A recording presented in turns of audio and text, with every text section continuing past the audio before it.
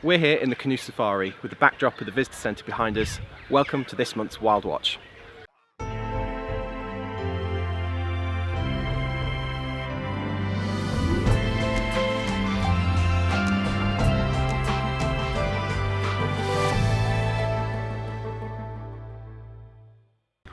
This month we'll be heading up to the Duckery to see the latest arrivals from our African whiteback ducks.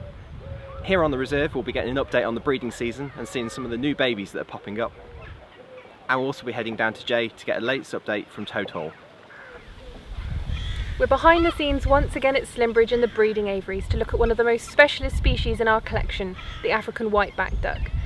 These birds are particularly interesting because they are believed to be both a whistling perching duck and a diving duck.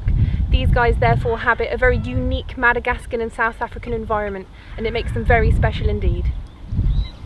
Due to their in-betweeny ecology, we've had to work really hard at working out the best way at getting these guys to rear properly. We think we finally hit the nail on the head with a semi-wet rearing process where they have a gentle ramp, constantly running water and some specialist foodstuffs. It's one of our biggest avicultural challenges to keep a duckling dry in a wet environment. It's such an irony that the food they need so badly is the source of the oil that can make them sticky and inconvenience their feather growth. Thankfully, we really feel that this new setup works for them and for us. We're really proud of our African whiteback ducks, even though their complexities make them so difficult to rear. We've a lovely friendly group in the tropical house all year round, just waiting to meet you. Here on the reserve we've been seeing lots of new arrivals over the last few weeks as the breeding season really starts to deliver. Some of the first were our shelduck ducklings. Look out for these fluffy little humbugs right across the reserve. There are loads of broods around. And over the last few weeks they've also been joined by several broods of tufted duck.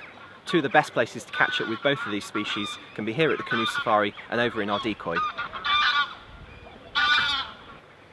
It's absolutely fantastic to have all of these ducklings across the reserve, but for me it's the wader chicks which are really special.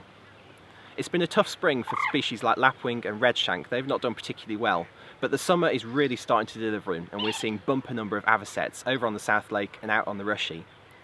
For the first time ever we've got over 100 avocets recorded on the reserve, which is fantastic considering they only started occurring here and breeding just 5 years ago. But we can't talk about this year's breeding season without mentioning Barton Ruby, the pair of cranes from our Great Crane project. They decided to nest in front of the Hogarth hide out on the South Lake, and they successfully hatched 2 chicks, which many of our visitors have been delighted to see feeding out across the area of Duck Marsh. So next time you're visiting, be sure to head down to the Hogarth hide and see if you can see the new family for yourself.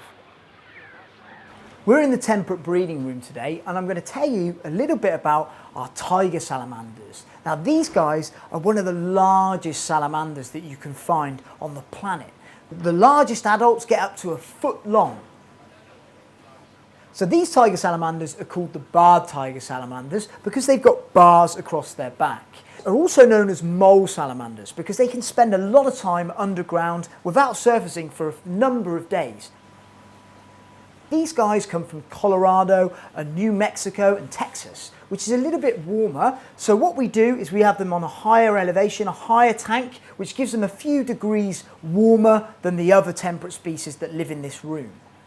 Usually they'll come out at night, and during the breeding season the males develop a flatness to their tail, and that aids their swimming, but it also is used to display to the females. So they will use that tail to fan pheromones at the females, and they'll go to the ponds to lay their eggs, very much like our newts do in the UK. So in springtime, as it gets warm, they'll go down to big lakes and breed. The tiger salamanders have been with us for over a year now. When they arrived, they were only juveniles, around about that sort of size, and they've doubled in size since then.